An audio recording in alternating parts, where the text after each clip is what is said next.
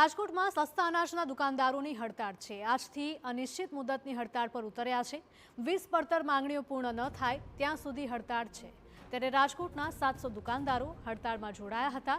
હડતાળથી 3 lakh card ધારકોને ration નહીં મળે। કમિશન વધારવા દુકાનદારોની માંગણી છે। સર્વર અને બાયોમેટ્રિક વેરિફિકેશન મુદ્દે પણ વિરોધ કરવામાં આવી રહ્યો છે।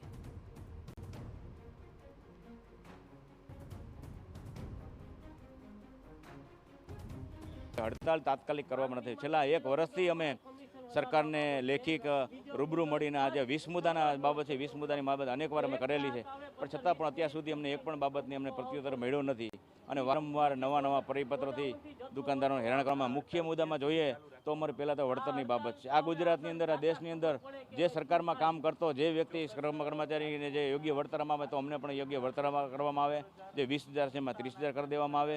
1.5 રૂપિયા અને 3 રૂપિયા કમિશન। માંગણીમાં તો એવું છે કે પહેલાં અમારું કમિશન વધારવાની માંગણી છે। બીજો મુદ્દો છે સર્વરનો છે। ત્રીજો મુદ્દો છે વારસાઈનો છે। ચોથો મુદ્દો છે ગોડાઉનથી અનાજ ઓછું આવે છે।